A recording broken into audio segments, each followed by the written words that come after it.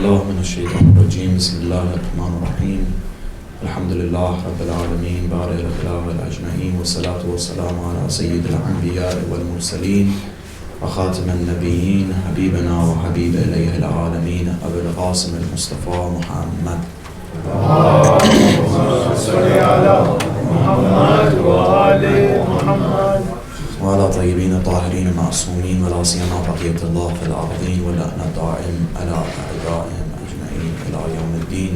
Assalamu alaikum to the brothers and sisters and our respected elders. As you can see, brothers and sisters, the days are flying by. We're already on the 5th night, and before you know it, these golden opportunities, these golden chances to use Abu Abdullah Hussain in the correct way and to be able to excel ourselves, to take the next step in our path of spirituality, in our path towards Allah Azza wa Jal, they're limited. One Ramadan goes by, becomes Muharram, Muharram passes by, becomes Ramadan, and so on and so forth. These 2 months, you see that one after the other come and go, and before we know it, we've lost these opportunities that Allah Azza wa Jal has gave us to excel.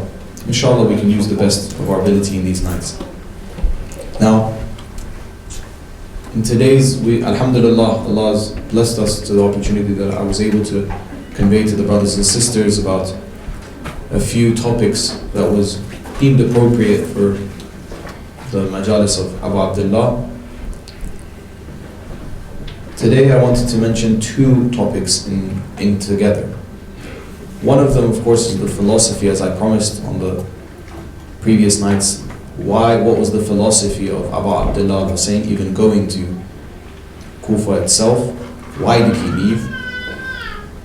Which this was also mentioned in parallel with the reason that he stood up. What was the reason of the qiyam of Abu Abdullah Hussain?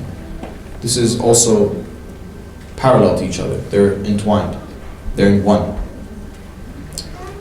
And with saying that, why did Abu Abdullah Hussain go with his family? And going with the family, I wanted to say a few points that inshallah will continue in the next nights about what an Islamic family even looks like. What does it look like? And these roles that we've seen that are very important, and a lot of these, for example, famous people that we see on social media or whether it be in the media in general, I've tried to describe what feminism is, masculinity is, what family should look like. If you take the very liberal approach or to the very conservative approach. Well, Islam has a lot to say about these things. Actually, Islam has everything to say about these. And actually, Islam has the best things to say about these. And if they would have actually learned from Islam, then they would see how complete it is. And I see so many times in these social medias or media in general, I see them arguing a lot. The ultra-conservative side in the West and the ultra-liberal side. And it's interesting to me. They both have some points. They both have some points. But they're both wrong. And how Allah Azza wa Jal, our Creator, knows mankind in the best of ways. Knows mankind because He created us. So of course He knows us. He knows what manual we are supposed to follow, what recipe we need to follow in order to live a very complete, a very good life.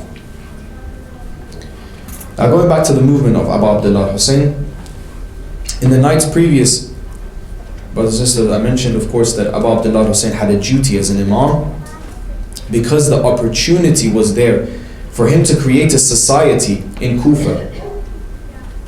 As you saw, the people of Kufa wrote him a letter, and Abu Abdullah, of course, sent Muslim to see if that person was, if the people that sent the letter, they were true to their word. Muhammad wa ali Muhammad salawat.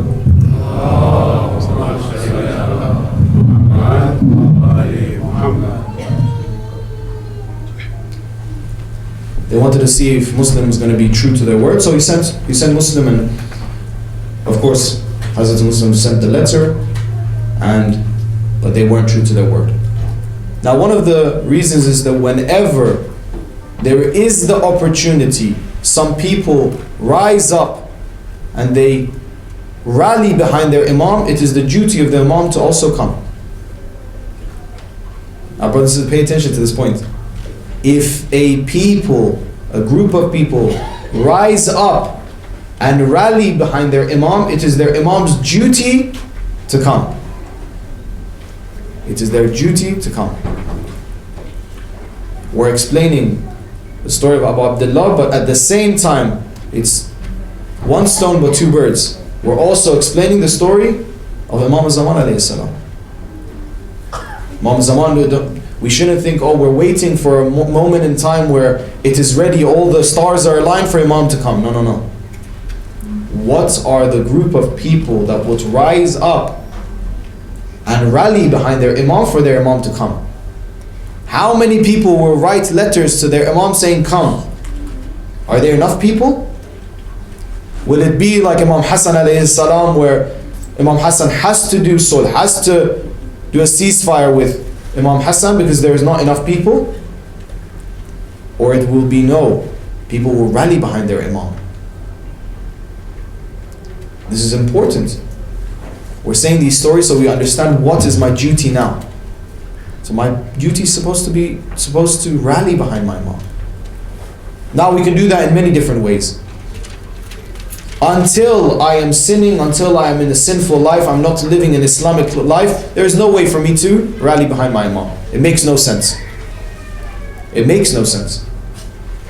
Imam to come what? To fix, for example, the wajibat and the muharramat that I already know and I still don't do?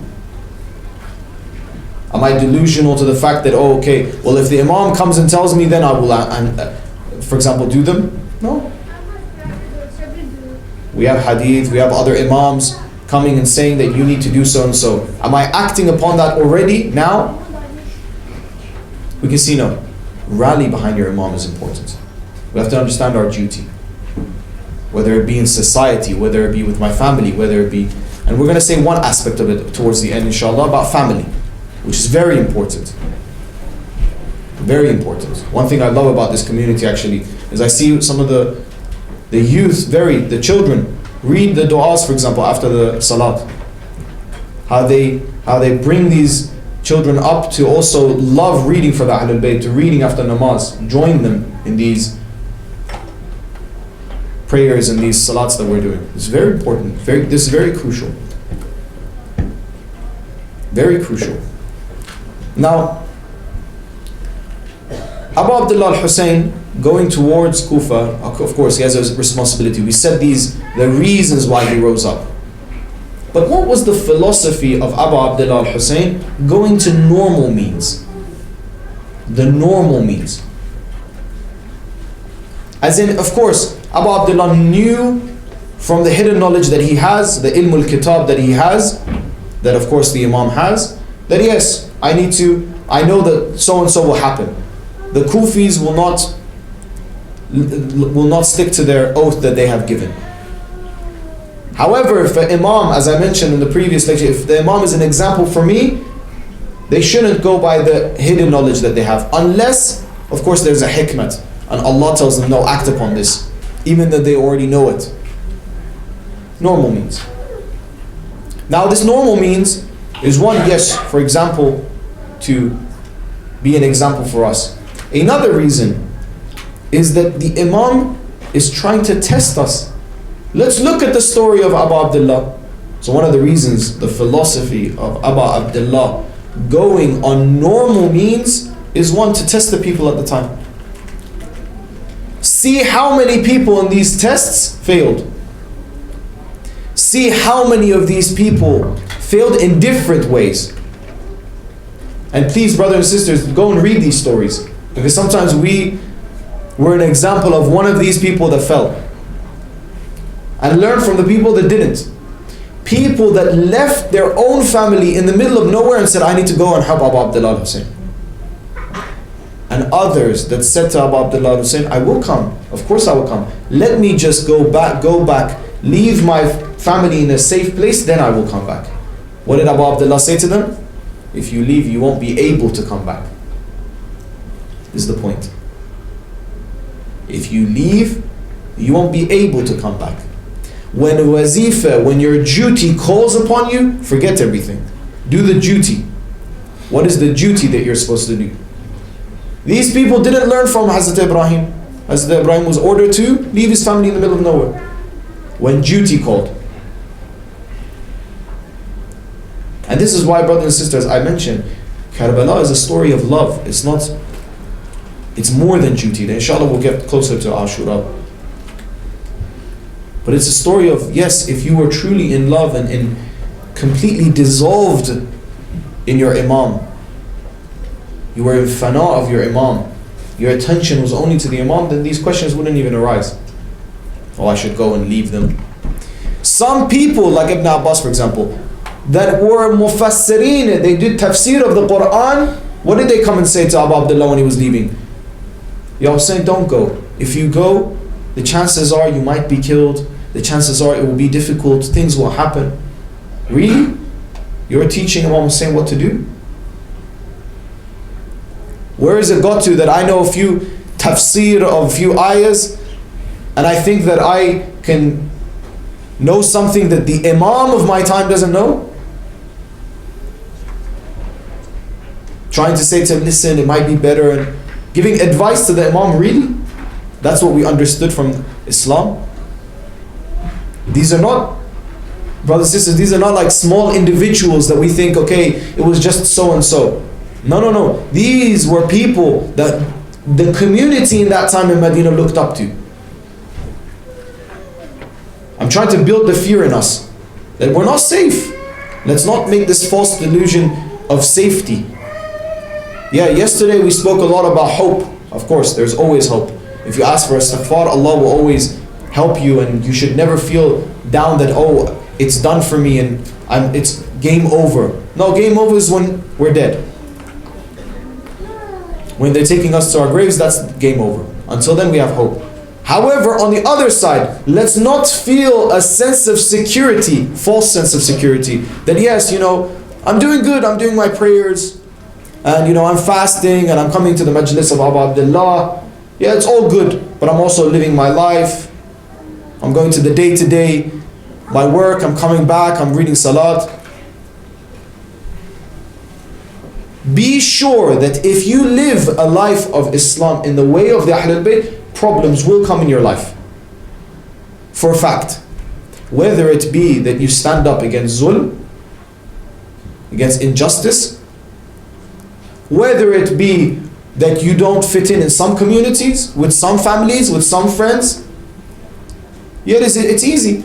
For example, you go to a place that they're listening to haram music. I didn't put the haram music. They did it. Okay, but I'm still in this crowd. I associate with a crowd that breaks the laws of Islam very easily. Yeah, but I didn't do it. I'm not the one that played this music. But I'm still there. How much is it in my forefront of my brain to act exactly according to Islam and establish a lifestyle that is Islamic? A lifestyle that's Islamic. This is the important point. Abu Abdullah going towards Kufa, he wanted to test people. Which one of you will be the gems out of all of the different stones? Who are these gems?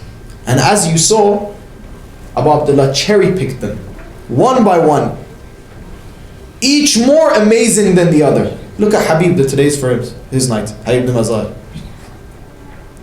Habib is truly one of those gems. One of those gems in Abu Abdullah's youth when he was a child. He was walking behind him, trying to protect him. Always looking after. From childhood he was in love with Abu Abdullah Hussain. This is a gem. This is a gem. Look at Hazrat Qasim. Look at Hazrat Ali Akbar. Look at all the individuals of gems. Truly gems. There were some that even at the time, they tried to separate themselves from Abu Abdullah. Abu Abdullah called upon them, said, come.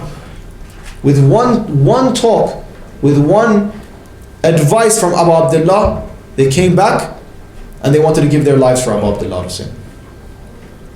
Others in their whole life, they acted, they thought in their heads, yes, I'm one of the Shias of Amir al-Mu'mineen. Of course I follow Imam Hussain alayhi salam. He's the son of Amir al-Mu'mineen and so on and so on. But on the last moments, he fell. Or she fell. Why? Why, brothers and sisters? Why did they fall? The lifestyle wasn't there. They didn't understand, yes, if I am going to be with Haqq, if I am going to be with Ali and Awlad Ali, with the children of Amir al-Mu'mineen, it will definitely be a time where I have to give many of my comforts for this path. It will be definitely 100%. And it will always be to the capability of you. Allah won't give something to you you won't be able to withstand. Whether it be sometimes in the workplace, whether it be sometimes in society, whether it be sometimes in the community. And of course, we need to be smart about it. Again, by being in the path of Abu Abdullah Hussain, I don't mean to go so forward that you burn yourself. No, sometimes we need to be smart about it. Here I keep quiet, but I don't keep quiet because I'm afraid. This is the point. Not because I'm afraid, but because later I can do something better. You have to understand when. Al-Mu'minu kayyiz. A mu'min is very, if I want to use a good word for it, diplomatic. They're very diplomatic. They know when to say what. They're careful about it. It's not that I go head first into everything. No. We think about it. But when it is needed for me to fight, I will fight. When it is needed for me to stand up, I will stand up. But when I don't even stand up, it's not because I'm afraid, but it's either because a person, one of my manager or the person I follow has told me to calm down right now, or it is because I see if here in this moment I go too far, too fast, I'm going to burn. And later on I won't have the effect that I need to have. So of course we have to be smart about it.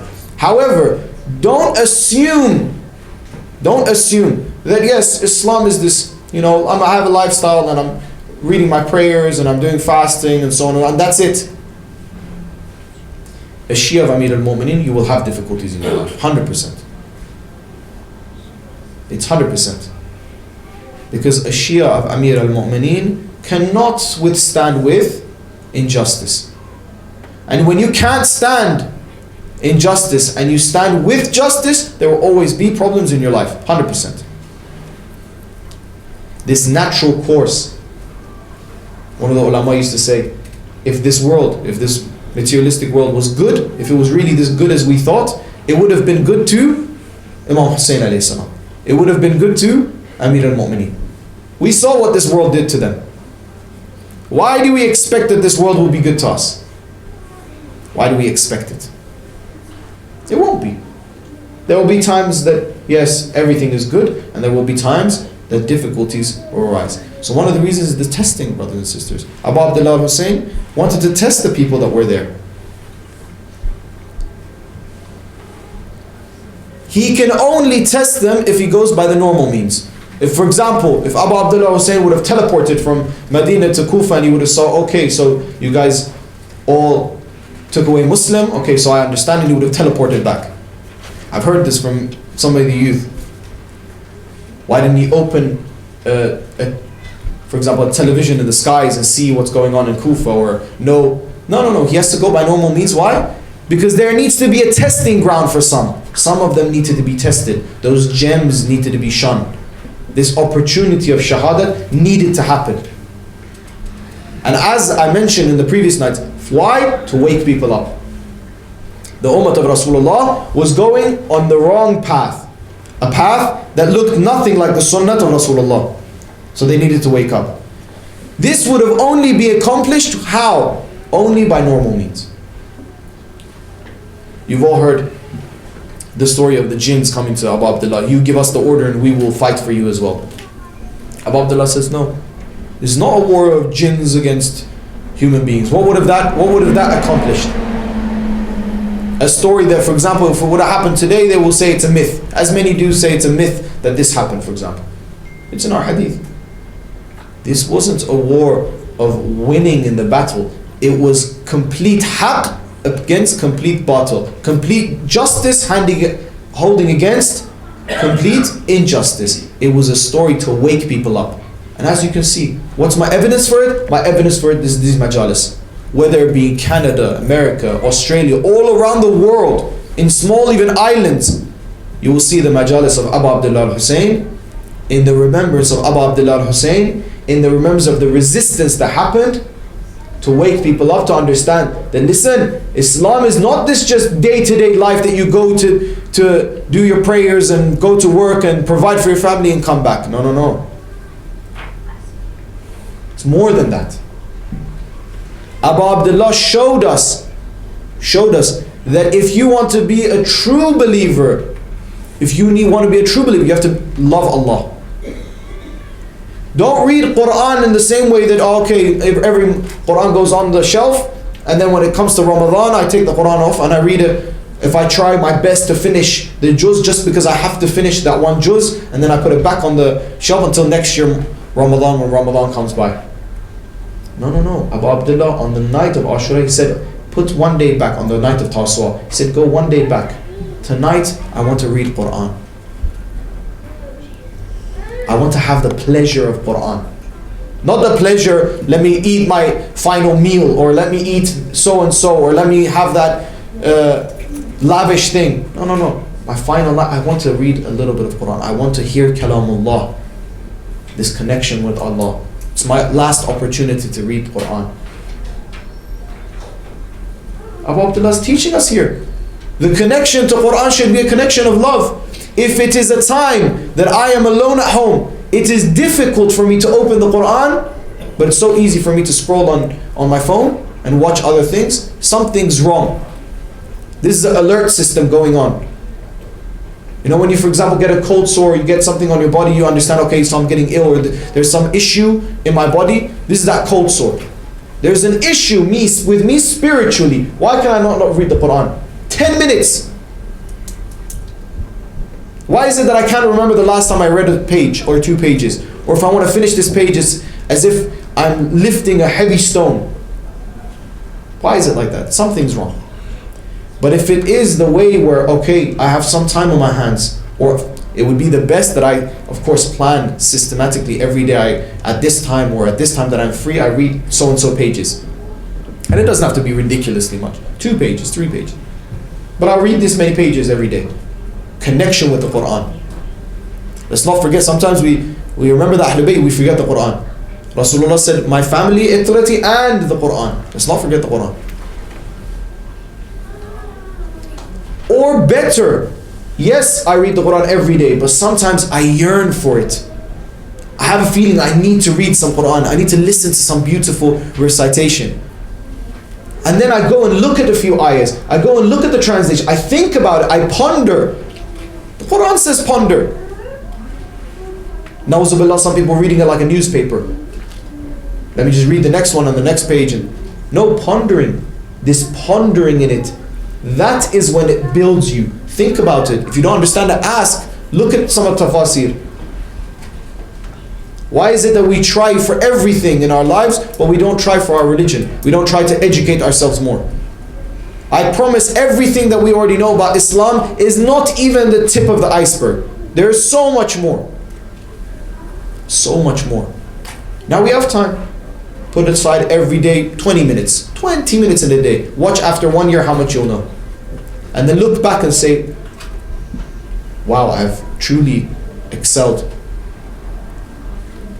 in my ability. Yes. The Quran does that. The Quran does that, brothers and sisters. It was actually famous that, it's a famous story in Qom, that apparently one old man near the masjid of Imam Hussain al-Askari, it's a masjid in the holy city of Qom, where apparently Imam Hussain al-Askari himself ordered them to make it. In the time of Imam Hussain al-Askari, there was of course many Shias in Qom, and when they would go to Imam Hussain al-Askari, he ordered in the city of Qom, in so and so place, build a masjid, and they did. near that masjid there was an old man, not an alim, just a regular person that would read a lot of Quran. And when he would read a lot of Quran, he would trace his hands on the Quran.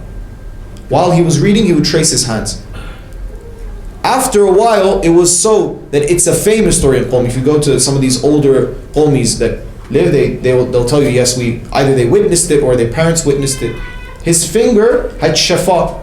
Anyone that was, for example, poisoned by a scorpion, because there was loads of scorpion in one part of Qawm called Azad, it's one of the main cities there, one main street there. They would come to this person, he just wipe his hand on the sting, and everything would be fine. Shafa. Now this is nothing. Brothers and sisters, this is nothing. This is just a physical aspect of the Quran, tracing your hands on the Quran. This is just a physical aspect. That's nothing. Reading it, pondering it, it fixes more than this. It fixes broken hearts. It fixes blackened hearts. It does. As we spoke about Tawbah yesterday, there's a hadith about how to take away the traces of a mistake, of a gunah, of a mistake that I have made, a sin that I have made. There's 3 things. And the hadith says 3 things that takes away the traces. You know, when you, for example, wipe something off, like a pencil marker, you rub it off and there's still a trace. What takes those traces off? 3 things. 3 things. Interesting. Number 1, ihsan to your mother and father. Doing good deeds for your mother and father. Sometimes we forget our mothers and fathers are the Imam Zadehs, those shrines in our own house. Doing ihsan to them, respecting them, before we leave the house, kissing their hands, kissing their feet. Yes, there is nothing wrong with that, kissing their feet. It is literally your Jannah. As we have hadith that the Jannah of a person is under their mother's feet. All of you have heard of it. Famous hadith. Under the feet of your mother, it is your Jannah. If God forbid someone's mother has passed away, we have hadith. When you go to the grave, don't go above the head. Even then, it's disrespect. Go to the bottom of the feet. Sit down at the bottom of the feet. Don't go sit above the head. That much respect for a mother that has passed. For a mother that has passed. They come to Rasulullah and say, please pray for me. What does he say? Go tell your mother to pray for you. As if the prayer of your mother is even higher for you. And it doesn't say who your mother is. A bad person, a good person. Doesn't make a difference. For you, that's a mother. Unfortunately, in some communities, and I've seen some youth even say to me, oh, I've done so and so for my mother. I have done this many. Look at the hadith from Imam Sajjad alayhi salam. He says, if you give the whole world to your mother, it will not be one drop of milk that she gave to you. The intention is different. A mother does it through love. Sometimes we do it in the just giving back, or I feel like it's my duty. Of course it is your duty. But you can't replicate mother's love. This respect and ihsan that I look for, what do my parents need? How can I help them in some way? Whatever age we are. How can I help them in a certain way? Is there something I can do to lessen their burden?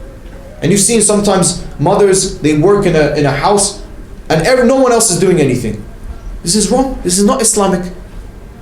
I need to lessen her burden. What is it that you're doing? You're, I don't know, putting out the washing, for example, our clothes to dry, it's hard, let me do that. You're folding the clothes, let me do that. You can't fold clothes? Really, it's that hard? You're doing so and so, let me help you. You're cooking, let me chop for you. Whether it be our fathers, our mothers, takes the traces of our gunah away, brothers and sisters. Number 2, crying for Abu Abdullah al-Hussain. So I said it's really important. Buka al-Hussain. Why is it so important? Takes the traces of that away. Even the traces. That's why we call Safinatun Najat. Please, brothers, go see the hadith about crying for Abu Abdullah al-Hussain. It's mind-boggling, honestly. That what the tears for Abu Abdullah al-Hussain do to a person. And you can see, brothers and sisters, you can see some, for example, 2 Muslims. Both of them are good, both of them are, one is Hussaini, one isn't really.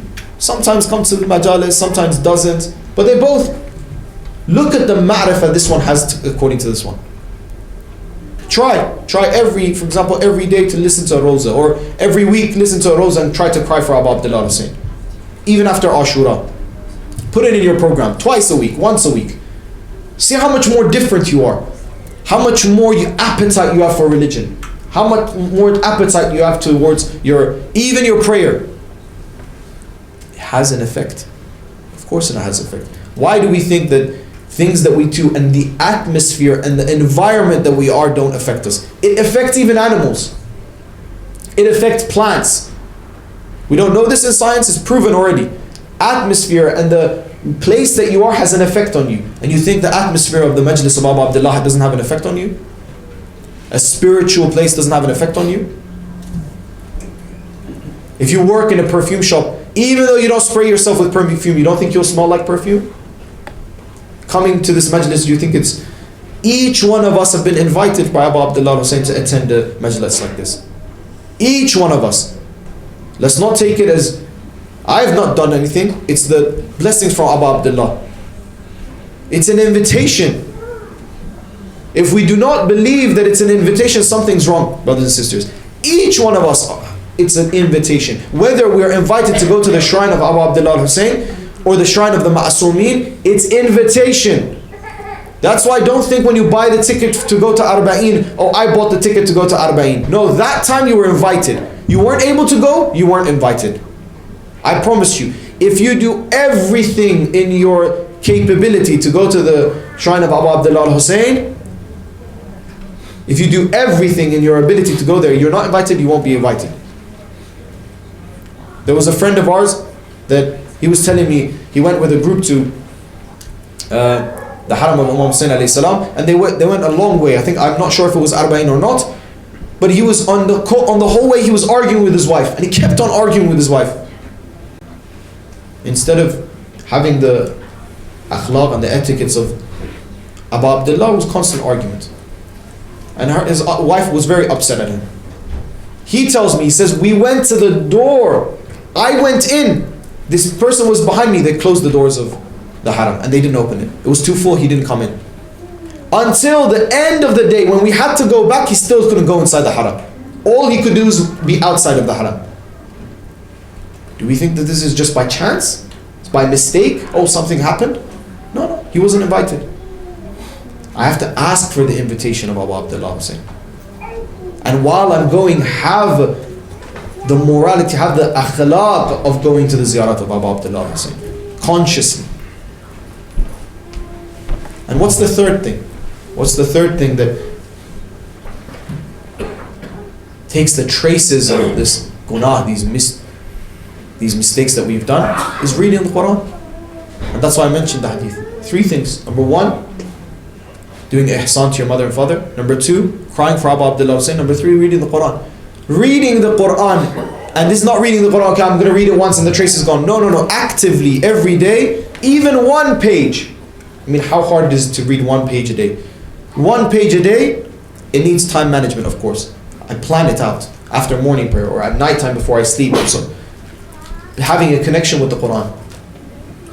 Not only does it take traces away, brothers and sisters, let me tell you this. What it does, it stops you from sinning. We've seen this hadith about salat, for example. Someone that performs salat, it will take them away from fahsha. Even the opportunity to sin will be taken away. That's the barakat of it. So is Majlis of Abu Abdullah. So is reading the Quran. These are all opportunities for me not to sin. All of them are opportunities for me not to sin. Actively. These are the times, brothers and sisters, I can come and say these things until tomorrow. But if there's no action, there's no point. Okay, I make the conscious decision. Ask Abu Abdullah tonight to help me. To actively, okay, from now on, I'm going to plan for it. And yes, if it buckles and I make a mistake, I still go back to it and I try to plan it again and go forward. Actively.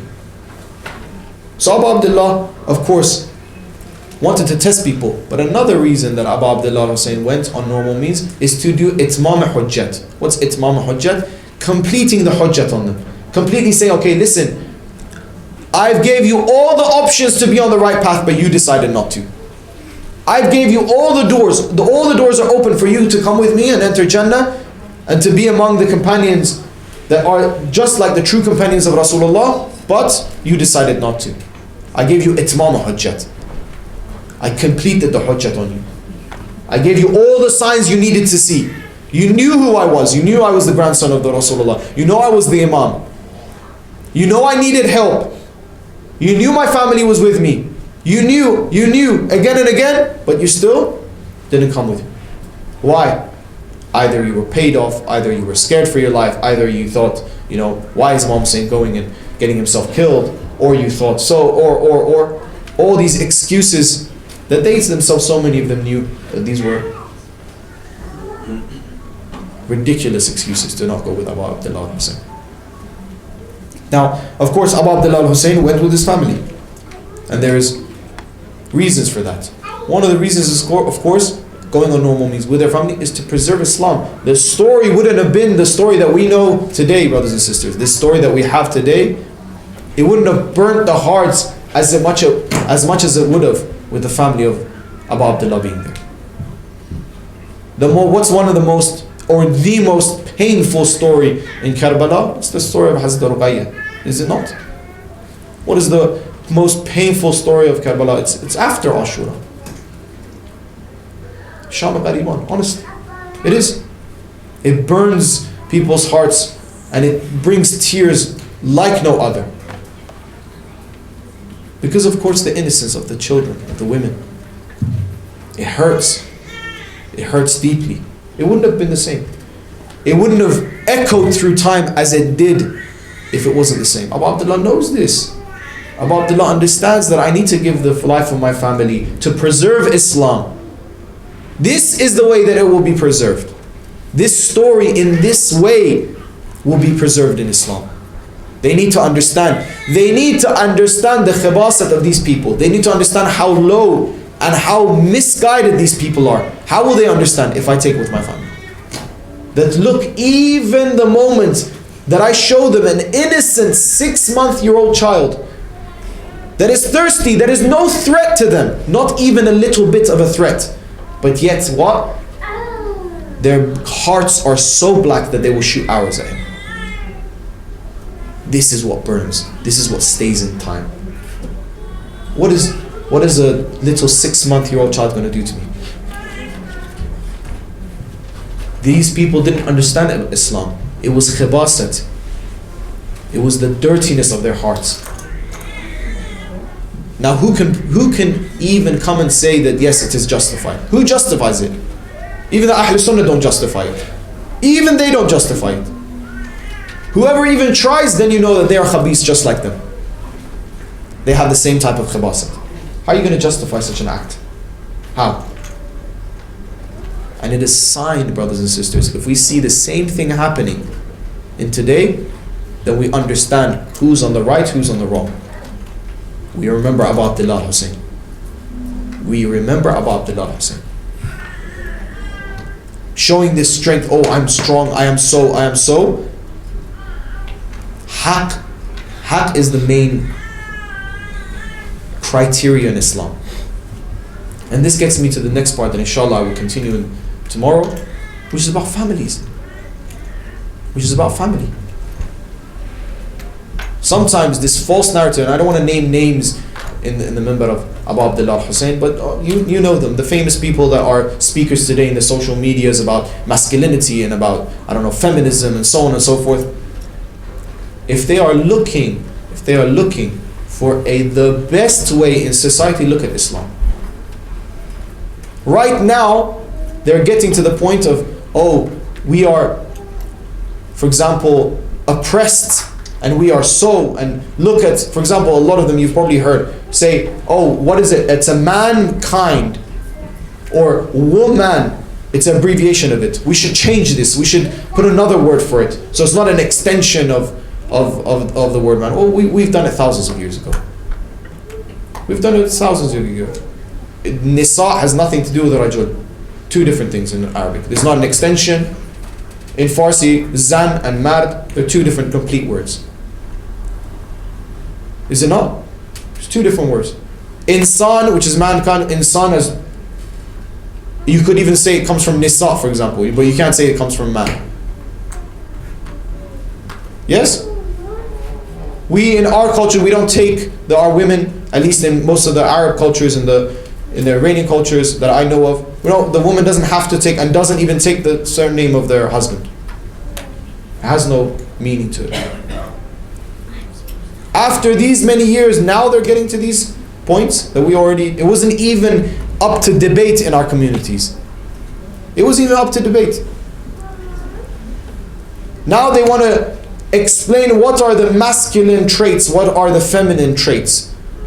And they're explaining it, and they're making it worse. They're making it worse. What do they say? Masculine traits are traits that, leads fiercely and does so and so. As I mentioned to some of the brothers and sisters, it's not. In Islam, Rasulullah sallallahu alayhi wa sallam,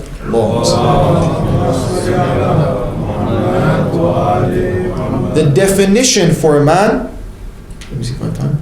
Definition, as I don't have time, I've gone a little bit over. Definition as of a man is a person that can withhold their anger. Bismillah. Which one of them that explains masculinity in this way? That a man, a true man, is a person that can control their anger. And leads by example. Leads by example. I had one friend in another community in another country that was telling me, yes, I keep telling my son that he needs to pray on time, and I'm so upset that he doesn't, and he doesn't recite the Tasbihat Hazrat Zahra Salamullah alayhi, and he doesn't so on and so on. And I said to him, okay, well, how many times do you pray on time? He said, most of the time, maybe like 70%. I said, really? If you're trying to tell your son and your daughter to pray on time, and you do it 70% of the time, what do you expect? How many percent of the time do you expect him to do it? He'll do it 10% of the time. He'll do it 10% of the time. That is an absolute joke for you to come and say, why are you not praying on time? Or why are you not praying? And you yourself are not 100% on time. No, pray in your families. Pray together on time, and watch how your children will act. Lead by example. Lead by love. If we're going to learn anything, and it's my last point, inshallah, we'll continue on the next night. But if you want one leader as an example, Abu Abdullah al-Hussain never said, listen to me because I'm your husband, wife, or your Imam. Did he ever say that? I'm your Imam. Listen to me. You have to, or order. Everyone waited for Abu Abdullah, his true companions, waited for him to say something so that they can act upon it. They were waiting for his command. Waiting. Because of the love they had for Abu Abdullah al-Hussain. You want an example of a masculinity as a man, as a person that you need to follow? Abu Abdullah is the best one. In a way that in my family, they love me so much, they want to follow me. They want to listen to me because of my actions, because of my attributes. The same goes for the wife as well. That inshallah we'll get into more inshallah the next day. But these are examples for us, brothers and sisters. Inshallah that we can truly act in accordance to how Abu Abdullah al-Hussain has taught us, and inshallah that all of us be the closest companions to Imam Zaman alayhi salam. Do we have time for a thing, or should we just go through them? Sure? Please recite salawat.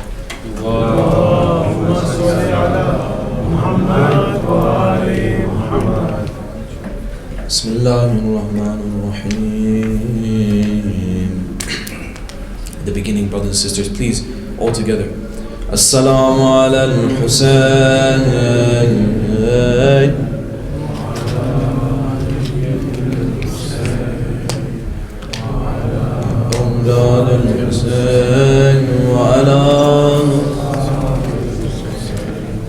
Oh, brothers and sisters, tonight is the story of an old man that has gave everything for the Ahlul Bayt. Ya mu'mineen and mu'minat, this old man was filled with youth. He left behind a body. He is nothing but a pure soul. Brothers and sisters, Habib was in love with Imam Hussain alayhi salam. On the day of Ashura, when Imam Hussain alayhi salam stood for prayer, one godless man, blind in his heart, rigid in his belief, said to Abu Abdullah, you come forward, you stand here. Hussain, do you pray? Do you pray even? Really, you're asking Abu Abdullah Hussain? He looked at Abu Abdullah Hussain and said, don't pray, Hussain. Your prayer is not accepted. Your prayer is not accepted. La ilaha illallah, la ilaha illallah. You say to Abu Abdullah Hussain, his prayer is not accepted. How astonishing it is that the person can come up to Abu Abdullah and say this, Hussain is misbah al-huda,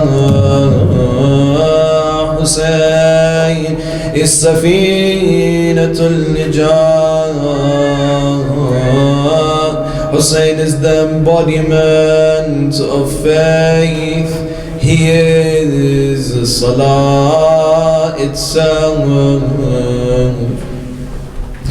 Ya Abu Abdullah, definitely my prayers are invalid, but never the beautiful salah that you perform. Who are you speaking to, O man? Habib ibn Mazar was deeply hurt by this remark. He picked up his sword to stop that man. During the prayer on Ashura, he was martyred. Let us weep today for the elderless servant of Abu Abdullah. When you enter the shrine of Abu Abdullah al-Hussain,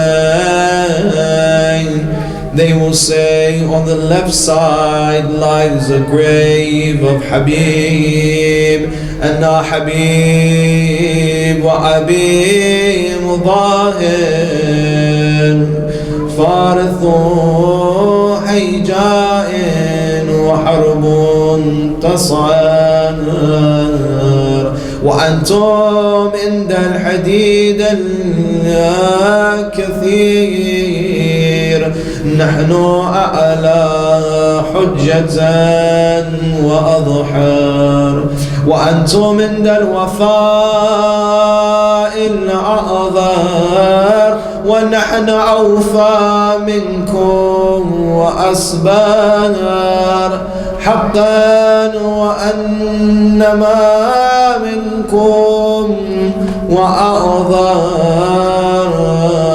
Whoever doesn't know me, I am Habib, the oldest servant of Hussain. All my life I have served for the blessed house of Abu Abdullah Hussain. When Hussain was but a child, Habib would follow behind him just to catch a glimpse of Abu Abdullah Hussain. I've loved you. This is Habib speaking to his Mawla Abu Abdullah. I've loved you since childhood. Accept me now, even if I am stained with sin. When Habib was martyred, Imam Hussain alayhi salam came by his side. Habib, may Allah reward you. You used to complete the entire Quran in one night. You were truly a righteous man. Habib was so valued even by the enemy that they argued over who would carry his head in Kufa. Each one insisting he to be the one to deliver the head of Habib. Habib, truly you were the Habib of Hussain. We know another head, brothers and sisters, that there was a fight over. Many, when they asked for the head of Habib ibn Mazahir, there was one also small 3-4-year-old girl in Damascus asking to see but a glimpse of his father. You all know who that person was. And when they came to Ruqayya, they said, do you want to see your father? Bring her father to him. In that moment, I hope these narrations are not true, when Ruqayya took a glimpse of her father, she passed out from this side, saying, "O Father, who made me an orphan at such a young age? O Father, why is your forehead wounded? O Father, why is your beard soaked in blood? Ya Aba Abdullah, I wish I were blind and I would never have seen your head be served to me. Assalamu ala al-Hussain wa ala Ali ibn al-Hussain wa ala awlad al-Hussain wa ala أصحاب الحسين سيعلم الذين ظلموا أي منقلب ينقلبون باسمك العظيم العظيم جل الأكرم وبك يا الله يا الله يا الله يا الله يا الله يا Allah.